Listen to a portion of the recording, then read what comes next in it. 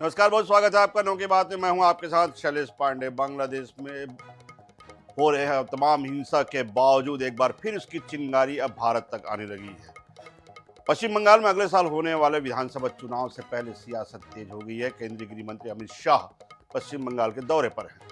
कोलकाता में press conference कर अमित शाह ने टीएमसी और ममता सरकार पर जमकर निशाना साधा। शाह ने कहा कि अप्रैल में बंगाल के विधानसभा के चुनाव होने जा रहे हैं। भय, भ्रष्टाचार, कुशासन और घुसपैठ की जगह विरासत, विकास और गरीब कल्याण की एक मजबूत सरकार बनाएंगे। शाह ने कहा पीएम के नेतृत्व में बंगाल में भाजपा की सरकार बनने के साथ ही यहाँ की विरासत को हम पुनर्जीवित करेंगे। एक ऐसी मजबूत राष्ट्रीय ग्रिड बनाएंगे जो बंगाल से घुसपैठ को समाप्त कर देगी। इंसान छोड़ दीजिए, परिंदा भी पर नहीं मार पाए। ममता बनर्जी के नेतृत्व में भ्रष्टाचार के कारण पूरे पश्चिम बंगाल में विकास थम चुका है।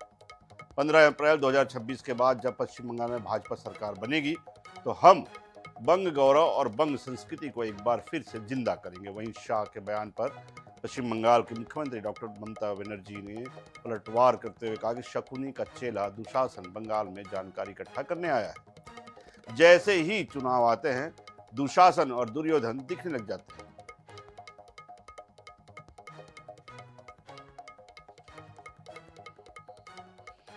आज 30 दिसंबर को जब हम पीछे मुड़ कर देखते हैं तो बंगाल के लिए भी आज से लेकर अप्रैल तक का समय बहुत महत्वपूर्ण समय है। अप्रैल में बंगाल में विधानसभा के चुनाव होने जा रहे हैं। भय, भ्रष्टाचार, कुशासन और घुसपैठ की जगह विरासत, विकास और गरीब कल्याण की एक मजबूत सरकार बनाने का बंगाल की जनता का संकल्प बंगाल में जहां पर भी जाते हैं वहां दिखाई पड़ता है। यहां की विरासत को हम पुनर्जीवित करेंगे। विकास की गंगा फिर से बड़ी तेज गति से बहेगी और गरीब कल्याण जो बंगाल का आज बहुत महत्वपूर्ण मुद्दा बना है, देश भर में जहां जहां एनडीए सरकार है, भाजपा सरकारें हैं, हमने गरीब कल्याण को प्राथमिकता दी है। यहां पर भी गरीब कल्याण को प्राथमिकता दी जाएगी। और इस सब के साथ साथ एक ऐसी मजबूत राष्ट्रीय ग्रिड बनाएंगे जो बंगाल से घुसपैठ को समाप्त कर देगी। भ्रष्टाचार के कारण पूरे बंगाल का विकास एक प्रकार से थम गया है। मोदी जी की सारी लाभकारी योजनाएं जो पूरे देश में गरीबी का उन्मूलन कर रही है, यहां पर टोल सिंडिकेट के भेंट चढ़ चुकी हैं और हर योजना डेड एंड पर पहुंच चुकी है। 14 सालों से भय और भ्रष्टाचार ये बंगाल का पहचान बना हुआ है। तो लगातार जिस तरह से अमित शाह पश्चिम बंगाल के चुनाव को देखते हुए ममता सरकार पर आरोप लगा रहे हैं, उसी तरह से ममता बनर्जी भी उसी भाषा में जवाब दे रही है। देख सकते हैं अमित शाह के पूरे बयान को अगर आप देखें तो केवल और केवल घुसपैठ की बात हो रही है कि जहां भाजपा सरकार जब बनेगी तो तमाम घुसपैठ को रोकते हुए हम ऐसी व्यवस्था करेंगे कि परिंदा भी पर नहीं मार पाएगा। उनका सीधा आरोप है कि यहाँ पर सेकुलरिज्म की वजह से तमाम योजनाएं गर्त में चली गई है। टीएमसी के 15 साल के शासन में लोग भयभीत हैं। जिस तरह से सांप्रदायिक हिंसा को उन्होंने वहाँ पर जो है वो चुनावी मुद्दा बनाया। ममता बनर्जी सरकार सिर्फ अपना चुनावी फायदा और अपने वोट बैंक के लिए बांग्लादेशियों की घुसपैठ को बढ़ावा दे रही है। ये सीधा साफ आरोप अमित शाह का है। मोदी सरकार देश में गरीबी का उन्मूलन कर रही है। ये पहले भी इसी तरह के भाषण आप देखे होंगे कि हर चुनाव में जिस तरह से, लेकिन पश्चिम बंगाल में एक नई बात क्या है? पश्चिम बंगाल में नई बात यह है कि वहाँ पर केवल और केवल सांप्रदायिक हिंसा को मुद्दा बनाया गया है। जिस तरह से अलग अलग राज्यों में स्ट्रेटेजी जो अगर आप देख सकते हैं, तमाम बयानों के आधार पर अगर देख सकते हैं, अलग अलग राज्यों में अलग अलग स्ट्रेटेजी भाजपा की जो होती है। अगर हम बात करें छत्तीसगढ़ की तो यहाँ जो है नक्सलवाद को निशाना बनाया गया। अगर हम बात करें मध्य प्रदेश की तो वहाँ विकास को जो है वो बात की गई। अब पश्चिम बंगाल की बात करें तो वहाँ पर केवल और केवल सांप्रदायिक हिंसा, घुसपैठ और तमाम विकास कार्य जो ठप हो गए हैं, थम गए हैं, उन सभी को निशाना बनाया जा रहा है। इसके अलावा देखिए, किसानों का 10,000 करोड़ रुपए जो है ममता सरकार नहीं दे रही है, एक नए तरीका हो जाए। आयुष्मान योजना लागू नहीं की जा रही है पश्चिम बंगाल में। कम्युनिस्टों ने आधा बर्बाद किया था, ममता बनर्जी ने पूरी तरह पश्चिम बंगाल को बर्बाद कर दिया। ये तमाम जो आरोप हैं वो अप्रैल 2000 चुनाव में। अब उसके अगर हम जवाब में देखें, अमित शाह के तमाम आरोपों के जवाब में ममता बनर्जी का पलटवार देखिए। शकुनी का चेला दुशासन बंगाल में जानकारी जुटाने आया, मतलब एक तीर दो निशाने, सीधे सीधे नरेंद्र मोदी प्रधानमंत्री को भी उन्होंने अपने निशाने में लिया है। दुशासन और दुर्योधन की उन्होंने जोड़ी जो है दोनों को बताई है। उपाधि देखिए, दुशासन और दुर्योधन की उपाधि उन्होंने दी है। भाजपा जमीन नहीं देने के लिए जो है वो तमाम आरोप लगा रही। वहीं पेट्रोपोल और अंडाल में जमीन किसने दी घुसपैठियों को, शरणार्थियों को, ये सीधा आरोप है। अगर घुसपैठिए सिर्फ बंगाल से ही आते हैं तो क्या पहलगाम पहलगाम का हमला हुआ था उसमें हमलावर कहाँ से आए थे? दिल्ली में जो घटनाएं उसके पीछे कौन था? SIR के नाम पर लोगों को बीजेपी परेशान कर रही है। उसके पहले भी आपको बता दें, ममता बनर्जी ने जो 2 करोड़ से ज़्यादा नाम जो कटे हैं उसके लिए सीधा सीधा बीजेपी को निशाना बनाया कि केवल भाजपा वोटरों के नाम काटे जा रहे हैं दुर्भावनावश। अब उसी आरोप को आगे बढ़ाते हुए ममता बनर्जी ने जो सबसे बड़ी उपाधि दी है वो क्या है? दुशासन और दुर्योधन की। आप समझ सकते हैं निशाना कौन है। आपको बता दें 7 मई 2026 तक जो है विधानसभा का कार्यकाल है। उससे पहले जो है अप्रैल में भंग हो जानी है। चुनावी आचार संहिता जो है मार्च अप्रैल के आसपास लगनी है। अप्रैल के अंतिम चरण में जो है अंतिम सप्ताह में लगभग चुनाव निश्चित है। वहाँ पर 1 या 2 दिन का जो है वो फर्क हो सकता है। जिस तरह से मई में विधानसभा भंग होनी है तो उसके पहले नई सरकार का गठन होना है। और अगर आपको हम बताएं, देखिए 38% जो वोट हासिल हुए थे, भाजपा को 77 सीटें जो हैं वो मिली थी पिछले अगर चुनाव की बात करें। तमाम मुद्दों को गौर करते हुए एक बार फिर ममता बनर्जी ने भाजपा को जिस तरह से वहाँ पर पटकनी दी थी, तो तमाम मुद्दे सांप्रदायिक तक पिछली बार भी इस तरह लगाए गए थे, लेकिन वो तमाम मुद्दे गौण हो चुके थे और केवल ममता बनर्जी के चेहरे पर भी वोट पड़ा था। बात करते हैं अगली खबर की। राष्ट्रीय स्वयंसेवक संघ के प्रमुख मोहन भागवत आज से 3 दिवसीय छत्तीसगढ़ दौरे पर हैं। भागवत कल अभनपुर के सोनपैरी गांव के कबीर आश्रम में आयोजित हिंदू सम्मेलन में शामिल होंगे। साथ ही एम्स में युवाओं के साथ संवाद भी करेंगे। RSS प्रमुख 1 जनवरी को सद्भाव बैठक, युवा कार्यकर्ता सम्मेलन में भी शिरकत करेंगे। विराट हिंदू सम्मेलन जो है वो रखा गया है 2 दिन का। इस दौरान समाज, संगठन और युवाओं की भूमिका पर वे बात करेंगे। वहीं मोहन भागवत के दौरे को लेकर संघ पदाधिकारियों ने सोनपैरी में भव्य तैयारी की है। गांव में हिंदू सम्मेलन को लेकर विशाल पंडाल डोम बनाए गए हैं। तो आपको बता दें ये 2 दिन का बेहद महत्वपूर्ण कार्यक्रम संघ प्रमुख मोहन भागवत का यहाँ पर होने जा रहा है। सोनपैरी में विराट हिंदू सम्मेलन को वो संबोधित करेंगे। इसके अलावा युवा संवाद जो कार्यक्रम रखा गया है एम्स ऑडिटोरियम में, वहाँ पर वो युवाओं से बात करेंगे। लगातार हर प्रदेश में ये सम्मेलन आयोजित किए जा रहे हैं। उसी कड़ी में छत्तीसगढ़ में ये 2 दिनों का उनका ये दौरा है, जिसमें 3 अलग अलग कार्यक्रम रखे गए हैं। 2 हिंदू सम्मेलन के जो हैं बड़ी सभाएं रखी गई है। इसके अलावा युवा संवाद के माध्यम से युवाओं से वे चर्चा भी करेंगे, उनकी बातें भी सुनेंगे। साथ ही साथ संघ के जो विचार हैं, इसके अलावा हिंदुत्व की जो विचारधारा को लेकर पूरे देश में जिन हिंदू सम्मेलनों का आयोजन किया जा रहा है उसको लेकर भी युवाओं से वे संवाद करेंगे।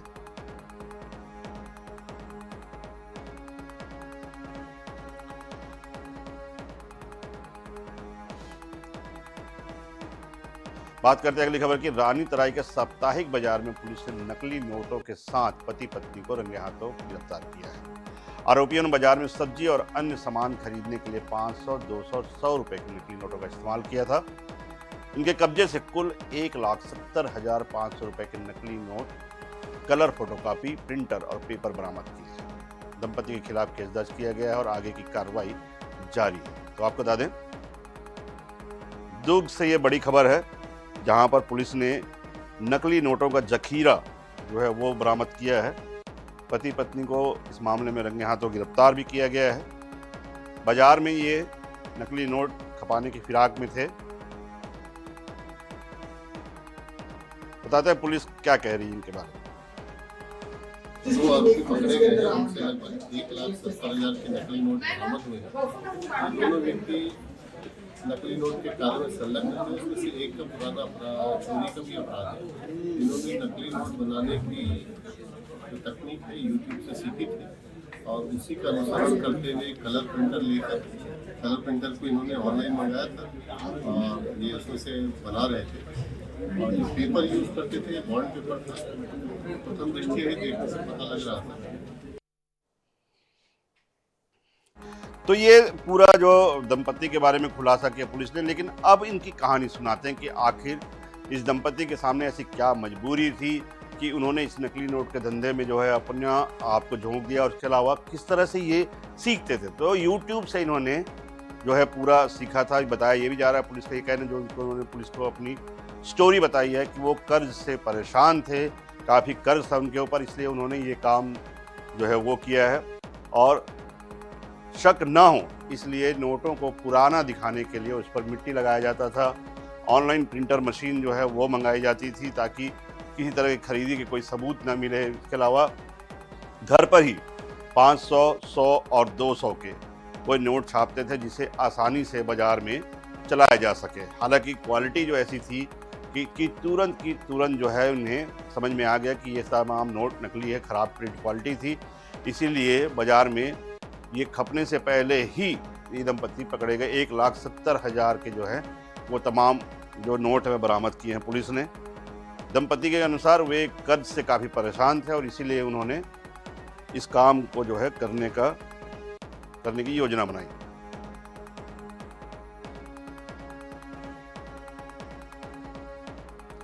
तो बता दें कि ये तमाम जो नोट हैं 1,70,000 से अधिक के नोट थे और ये दो दंपति जो हैं वो बाज़ार में निकले थे इन नोटों को चलाने के लिए। रानी तराई बाज़ार में सब्जी विक्रेता को जब इन्होंने ये नोट दिया तो उसी समय जो है वो सब्जी विक्रेता ने नोट को पहचान लिया, नकली होने की उन्हें जो है वो शक हुआ और फिर भीड़ ने इस दंपति को पकड़कर पुलिस के हवाले कर दिया। जब इनसे पूछताछ की गई तो पता चला कि ये दंपति कर्ज से परेशान थे, इसलिए इन्होंने YouTube से देखकर ये तमाम योजना बनाई और फिर बाजार में ये नोट खपाने की योजना में काम करने लगे। उत्तर प्रदेश के बदायूं जिले के पिपरौल गांव में उस समय दहशत फैल गई जब ग्रामीणों को पता चला कि 13वीं संस्कार की दावत में परोसे गए रायते के लिए जिस भैंस के दूध का इस्तेमाल हुआ था उसे कुछ दिन पहले पागल कुत्ते ने काट लिया था। बाद में उसकी मौत हो गई थी। इस जानकारी के सामने आते ही गांव और आसपास के इलाकों में हड़कंप मच गया। रेबीज के डर से ग्रामीण सीधे अस्पताल की ओर भागे। सामुदायिक अस्पताल और जिला अस्पताल मिलाकर अब तक 400 ग्रामीणों ने एंटी रेबीज इंजेक्शन लगवाया है। बता दें 13वीं की दावत में 5 गांव के लोग यहां पर शामिल हुए थे।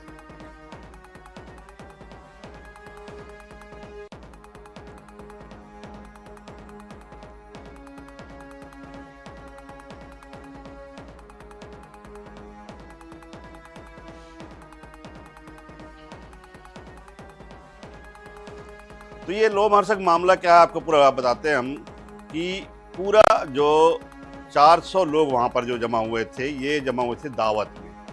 पिपरौल गांव की ये पूरी घटना है जहाँ पर ये 400 के लोग 13वीं की दावत में शामिल हुए थे। टिंकू साहू जिस भैंस की दूध से यह रायता बनाया गया था जो परोसा गया था वहाँ पर दावत में आए हुए लोगों को, उस दिन उसे ये बाद में पता चला कि उस भैंस को पागल कुत्ते ने काट लिया था और भैंस जो है उसकी मृत्यु हो गई थी। उसके बाद जब ये समझ में आई पूरी बात, जब लोगों को पता चली तो उसके बाद वहाँ पर हड़कंप मचा और फिर वहाँ से आसपास के लोगों ने दौड़ लगानी शुरू कर दी अस्पताल की, जहाँ पर वे रेबीज़ का इंजेक्शन जो है वो लगाने के लिए भीड़ जुट गई। शासकीय अस्पताल वहाँ PSC में, जिला अस्पताल में तमाम तरह के जो है वो वहाँ पर रेबीज़ की इंजेक्शन लगाने के लिए हुजूम उमड़ पड़ा।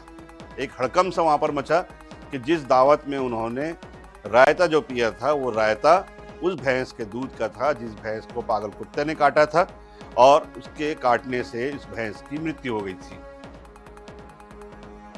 बात करते हैं अंबिकापुर की। यहाँ पर सरगवा गांव में 28 दिसंबर को एक चौंकाने वाली घटनाएं घटी थी। यहाँ रेबीज संक्रमित कुत्ते ने एक बकरे को काट लिया, जिसके बाद संक्रमित बकरे की बलि देकर उसका मांस ग्रामीणों को परोस दिया गया। रेबीज संक्रमित बकरे का मांस खाने से गांव के 400 से ज्यादा लोगों में दहशत है। इनका आरोप है कि सरपंच और उप सरपंच ने गांव के ही रजवाड़े से बकरा खरीदा, जो कि पहले से ही रेबीज संक्रमित था। ग्रामीणों ने स्वास्थ्य विभाग से गांव में जल्द ही हेल्थ कैंप लगाने की मांग की। वहीं मामले में सरपंच और उप सरपंच सवालों से बचते नजर आए। इधर ग्रामीणों ने प्रशासन से दोषियों पर सख्त कार्रवाई की मांग की।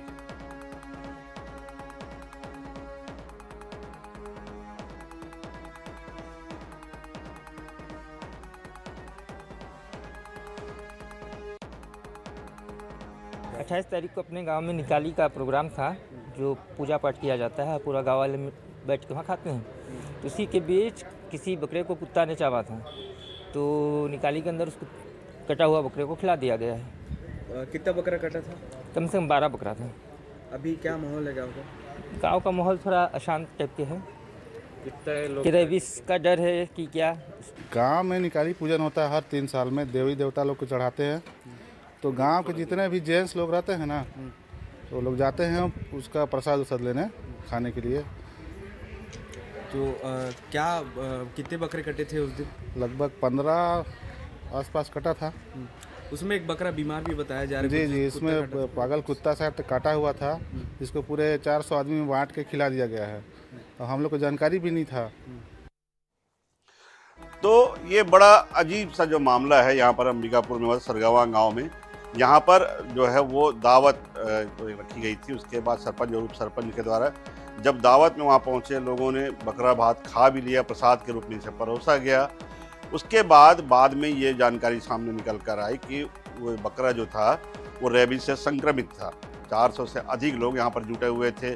बकरा भात खिलाने की परंपरा गांव में जो रखी जाती है किसी अर्धन के रूप में या फिर समाज में, एक हमेशा ये रखा जाता है कि जब भी समाज से संबंधित कोई काम होता है बकरा भात जो है वो परोसा जाता है। और यही सरगवा गांव की घटना है। 28 दिसंबर को यहाँ पर जो है वो पूजा हुई थी। इसके बाद सरपंच और उप सरपंच, जिनके ऊपर ये तमाम आरोप है कि उन्होंने जानबूझकर, उन्हें जानकारी थी इस बात की रेबीज संक्रमण होने की, फिर भी उस बकरे को खरीदा गया और साथ ही साथ प्रसाद के रूप में ग्रामीणों को बांटा गया। तो हर साल की तरह इस साल भी राजधानी में नए साल का जश्न धूमधाम से मनाने की तैयारी है। रायपुर में इस बार कई बड़े आयोजन किए जा रहे हैं। इस बार नए साल के जश्न की रात राजधानी रायपुर में पुलिस का कड़ा पहरा रहेगा। शराब पीकर गाड़ी चलाने वालों, हुड़दंगियों और अधूरे दस्तावेज रखने वाले वाहन चालकों पर पुलिस की सीधी कार्रवाई। शहर में 26 से ज्यादा जगहों पर पुलिस को चेक पॉइंट लगाए गए हैं। देखिए एक पूरी report.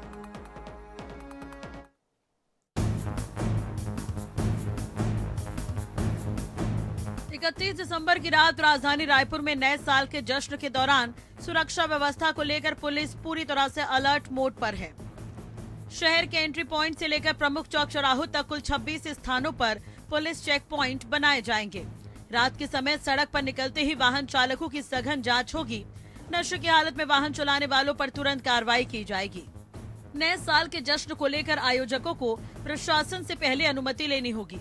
Raipur SSP doctor Lal Umed Singh ने सोमवार को शहर के सभी होटल, क्लब, रेस्टोरेंट और फार्म हाउस के संचालकों की बैठक लेकर नए साल के आयोजन को लेकर नियमों के पालन के लिए सख्त निर्देश दिए हैं।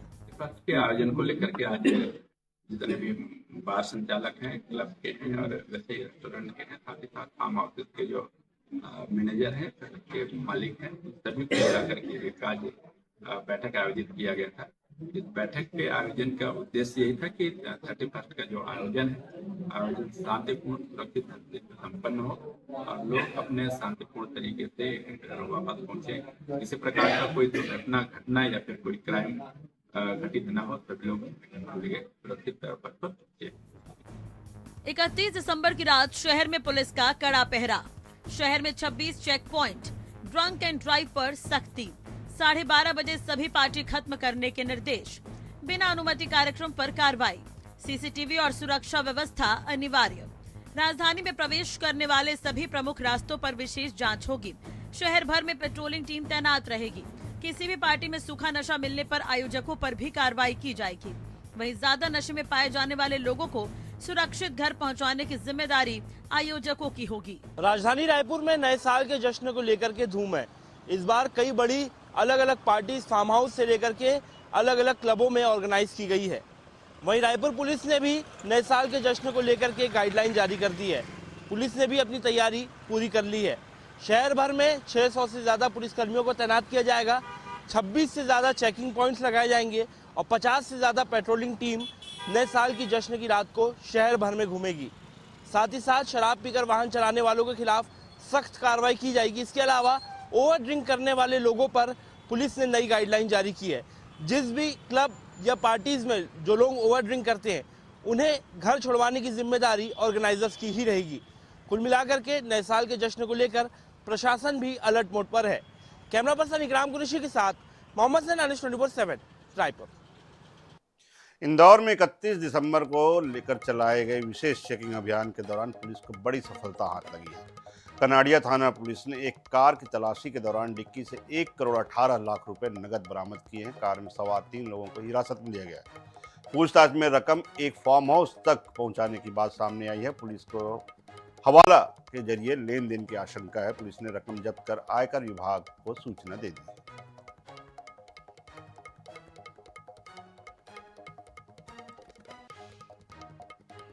और आज खबरों में फिलहाल इतना ही, लेकिन देश प्रदेश की तमाम खबरों के लिए आप बने रहिए iNews 24/7।